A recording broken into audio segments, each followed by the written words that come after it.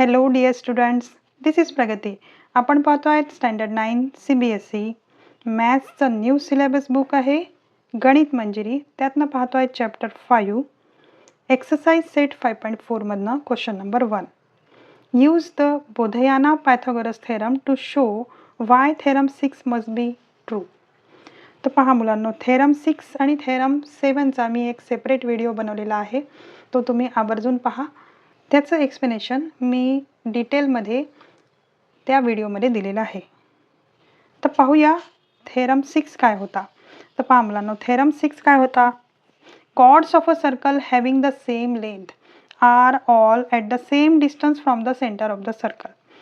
तर याच्यातनं आपल्याला गिव्हन पहिले काढून घेऊ आपण. कॉर्ड्स ऑफ अ सर्कल, एक सर्कल आहे, त्याचे कॉर्ड्स कसे आहेत, सेम लेंथचे आहेत. हे सगळं गिव्हन आपण अशा प्रकारे लिहून घेऊया.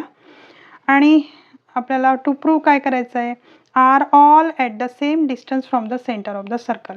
म्हणजे काय की सेंटरपासूनचं जे डिस्टन्स आहे कॉर्डचं ते आपल्याला इक्वल आहे हे प्रूव्ह करायचं आहे. चला तर पहिले आपण लिहून घेऊया अशा प्रकारे. आपल्याला गिव्हन टू प्रूव्ह आणि कन्स्ट्रक्शन हे सेमच राहील थेरम 6च्या नुसार. आता पाहूया आपण बोधयाना पायथागोरस थेरमनुसार हा थेरम 6 कशा प्रकारे प्रूव्ह होतो आहे. तर सगळ्यात पहिले पहा की आपल्याला गिव्हन काय दिलेलं आहे, कॉर्ड AB हा इक्वल आहे कॉर्ड CDच्या. तर जर का मी AB डिवायडेड बाय 2 केलं तर आपल्याला इकडे CD डिवायडेड बाय 2 करावं लागेल. तर ABच्या हाफ हा पण एक पार्ट होतो आहे आणि CDच्या हाफ असे दोन पार्ट्स होतात आहे, बरोबर. तर ABच्या हाफ आपल्याला इकडे ट्रायंगलशी रिलेटेड AP आहे, तर म्हणून ABच्या हाफ आपण AP लिहिणार आणि इकडे DQ लिहिणार. त्याचं रिझन काय देऊ, तर पहा आपण काय करणार, आपण हे सोयीस्कर व्हावं म्हणून आपण ह्याला इक्वल टू X करतो आहे. म्हणजे हा पार्ट आणि हा पार्ट मी X करणार. तर याचं रिझन काय लिहिणार, perpendicular drawn from centre towards the chord bisect the chord अशा प्रकारे. आता आपण रेडियस लिहून घेऊ. OA हे इक्वल टू होणार ODच्या. का बरं, ह्याला आपण R नाव लिहू. हा आपला R आहे आणि हा पण R आहे. हे होणार रेडाय ऑफ द सेम सर्कल. आता आपण पहा हे दोन जे ट्रायंगल तयार झालेले आहेत त्याच्यावर आपण काम करूया. तर इन ट्रायंगल OPA आपला जो P अँगल आहे, अँगल P हा आपला 90 डिग्री होतो आहे, बरोबर.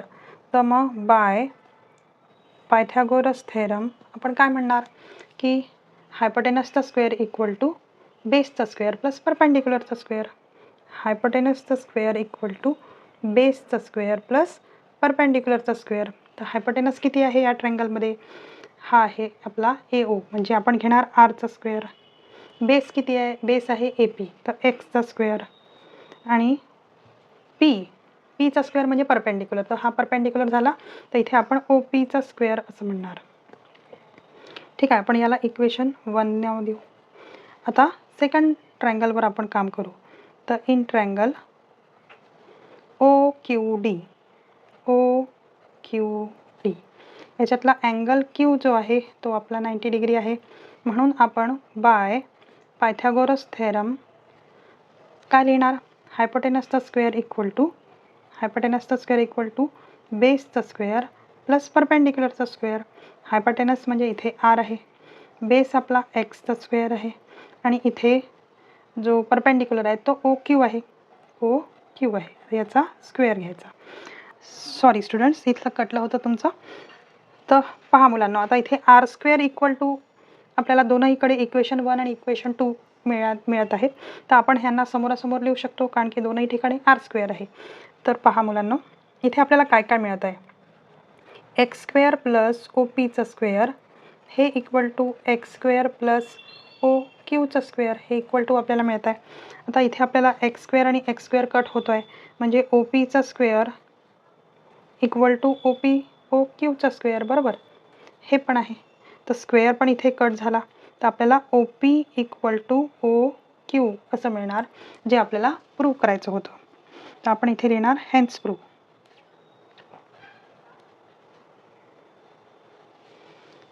अशा प्रकारे हा सॉल्व करायचा आहे मुलांना. एक्सरसाइज 5.4चा पाहूया question number 2. Consider figure 5.12. If CE is perpendicular to AB, CE is perpendicular to AB and CH is perpendicular to GF. इथे थोडं बुकमध्ये करेक्शन करून घ्या मुलांना, इथे GH नाही GF पाहिजे. आणि काय म्हटलं आहे आपल्याला की CE आणि CH हे इक्वल आहे, तर शो दॅट AB हे इक्वल आहे GFच्या. पहा आपला जो थेरम आहे, काय सांगितलं आपल्याला थेरम नंबर 7मध्ये मुलांना काय म्हटलं आहे, chords of a circle that are equidistance from the centre have equal length. म्हणजे सेंटरपासून कॉर्डपर्यंतचं जे डिस्टन्स जर का इक्वल असलं तर ते दोनही कॉर्ड्स इक्वल लेंथचे असतात. हा थेरम नंबर 7 मी तुम्हाला ऑलरेडी वेगळ्या व्हिडिओमध्ये करून दिलेला आहे मुलांना. क्वेश्चन जो आपला 2 आहे तो सेम असाच आपल्याला सॉल्व करायचा आहे. आता पहा मुलांना, इथे फक्त नावं चेंज आहे आणि जर का तुम्हाला जमत असेल तर प्लीज हा व्हिडिओ पाहून तुम्ही हा जो क्वेश्चन आहे स्वतःच्या मनाने सॉल्व करून पहा. मला खात्री आहे तुम्ही चांगल्या प्रकारे तो सॉल्व करू शकाल. पहिले गिव्हन काढून घेऊया. In a circle with centre C. In a circle with centre काय आपला C आहे. आता काय सांगितलं आहे की CE हे परपेंडिक्युलर ABवर, CE परपेंडिक्युलर ABवर, CE परपेंडिक्युलर आहे ABवर आणि CH हे परपेंडिक्युलर आहे GFवर, CH हे परपेंडिक्युलर आहे GFवर. बरोबर. आणखी काय गिव्हन दिला आहे आपल्याला, CE इक्वल टू CH. हे दोन आपल्याला इक्वल आहे हे ऑलरेडी दिलेलं आहे. तर CE इक्वल टू CH हे आपल्याला दिलेलं आहे. आता पहा हे परपेंडिक्युलर असल्याच्याने इथे 90 डिग्री तयार होत आहे बरं मुलांना. अच्छा, आता show that AB equal to GH म्हणजे काय प्रूव्ह करायचं आहे, to prove AB equal to GF. AB आणि GF हे जे दोन कॉर्ड्स आहेत ते आपल्याला इक्वल आहे हे प्रूव्ह करायचं आहे. चला तर मग थोडं कन्स्ट्रक्शन इथे करावं लागेल. मी इथे डॉटेड लाईननी कन्स्ट्रक्शन दिलेलं आहे अशा प्रकारे. आता पहा मुलांनो, CE हा परपेंडिक्युलर आहे आणि CH हा पण परपेंडिक्युलर आहे, त्याच्यामुळे अँगल E आणि अँगल H जे आहे ते 90 डिग्री होत आहे. तर आपण इथे RHS लावू शकतो बरोबर ना. तर मग आपण RHS लावूया आणि पुढे पाहूया कसं सॉल्व करायचं. पहा, in triangle CEB and triangle CHF काय दिसत आहे आपल्याला, अँगल जो आहे आमचा अँगल आहे CEB. अँगल CEB हे कसं आहे, कॉन्ग्रुएंट आहे कोणाच्या, अँगल CHFच्या. अँगल CHF का बरं, कारण की हे कसे आहे दोनही 90 डिग्रीचे आहे, कारण की हे परपेंडिक्युलर आहे बरोबर ना. तर आपण इथे रिझन काय देणार की हे परपेंडिक्युलर आहे बरोबर. आता तर 90 डिग्री झाला. आता हायपोटेनस आपल्याला द्यायचा आहे, तर ह्याचा हायपोटेनस काय CB काय होणार, CB हे कॉन्ग्रुएंट होणार CFच्या. का बरं, कारण की हे काय आहे, रेडाय ऑफ द सेम सर्कल. आता काय उरलं, एक साईड उरली. तर काय गिव्हन आहे आपल्याला, CE इक्वल टू CH. हे आपल्याला ऑलरेडी गिव्हन आहे. CE इक्वल टू CH हे कसे राहील, कॉन्ग्रुएंट राहील. हे काय ऑलरेडी आपल्याला गिव्हन आहे. मग आपण आता सांगू शकतो की ट्रँगल जो आहे आपला CEB हा कॉन्ग्रुएंट आहे ट्रँगल CHF बाय RHS टेस्टनुसार बरोबर. आणि म्हणून आपण म्हणू शकतो की EB हे इक्वल होणार कोणाच्या, HFच्या. हे कसे राहतील, हे पण कॉन्ग्रुएंट राहतील. आता इथे काय कारण देऊ, बाय CPCT बरोबर. आता पहा मुलांना, आपण हे प्रूव्ह केलं की ही लाईन आणि ही लाईन हे पण दोन कॉन्ग्रुएंट आहे, पण हे कशाचे पार्ट आहे ते आपण मेन्शन करूया. तर ट्वाईस ऑफ EB हे पण कॉन्ग्रुएंट होतील ट्वाईस ऑफ HFच्या बरोबर. EBच्या ट्वाईस काय आहे, परपेंडिक्युलर पडल्यामुळे काय होणार, ही लाईन आणि ही लाईन सेगमेंट इक्वल होतील बरोबर. तर आपण इथे म्हणू शकतो की EBच्या डबल काय होते, EBच्या डबल म्हणजे ही पूर्ण AB हे काय होणार, कॉन्ग्रुएंट होणार HFच्या डबल म्हणजे ही लेंथ आणि ही लेंथ म्हणजे GF झाले GF. तर याचा आपण रिझन देणार, perpendicular drawn from centre towards the chord bisect the cord.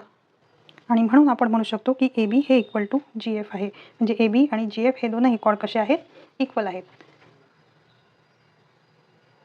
Question number 3 पहा काय म्हणतो आहे. Solve the previous question using the Baudhayana Pythagoras theorem. म्हणजे आपण आत्ताच जो क्वेश्चन सॉल्व केला तो आपल्याला बोधयाना पायथागोरस थेरमनुसार सॉल्व करायचा आहे. म्हणजे पहा, हा क्वेश्चन जो आहे मी असाच्या असं डायग्राम आणि जे गिव्हन पार्ट आहे ते आपल्याला इक्वल राहील बरं का मुलांनो. तर सगळ्यात पहिले आपण हा पार्ट सेम राहतो आपला गिव्हनचा, प्रूव्ह आपल्याला हेच करायचं आहे, आणि कन्स्ट्रक्शन इथपर्यंत सेम पार्ट आपण पहिले लिहून घेऊ. तर पहा, आपण प्रूफ सॉल्व करूया. सगळ्यात पहिले आपल्याला गिव्हनमध्ये दिलेलं आहे की CE हे इक्वल आहे CHच्या. CE आणि CH हे परपेंडिक्युलर आहे बरोबर. तर त्याला मी एक्स कन्सिडर करत आहे, हे आपल्याला गिव्हन दिलेलं आहे. आता CB आणि CF, CB हे इक्वल टू CF आहे आणि ते मी कन्सिडर करत आहे R, कारण की ते काय आहे, रेडाय of the same circle.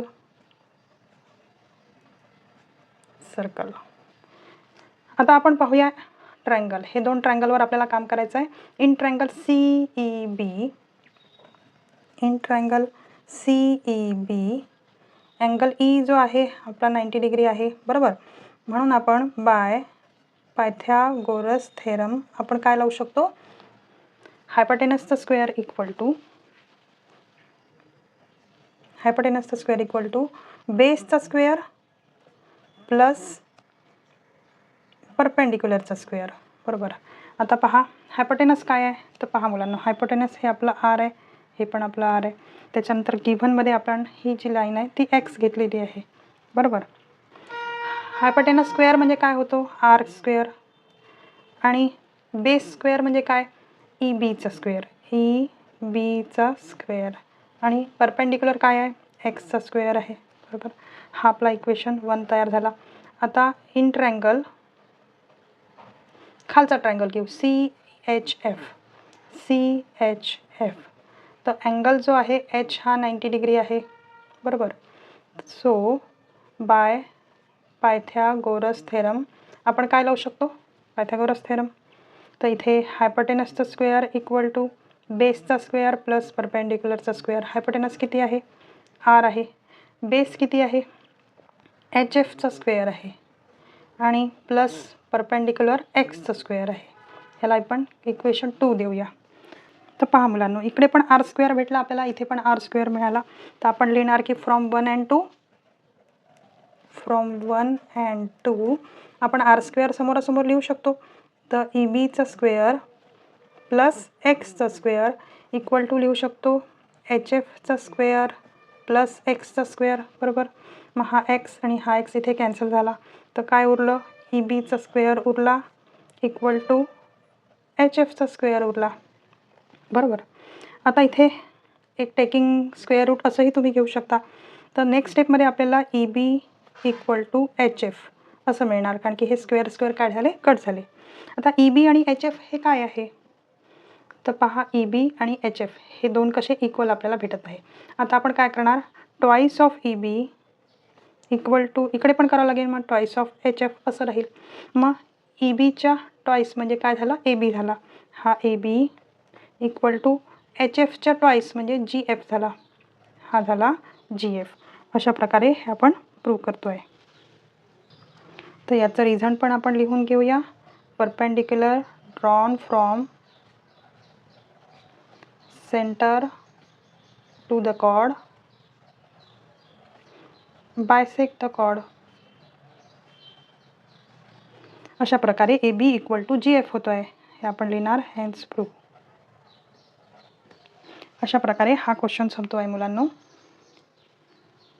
If you understand well then please type yes in the comment. Thank you for watching.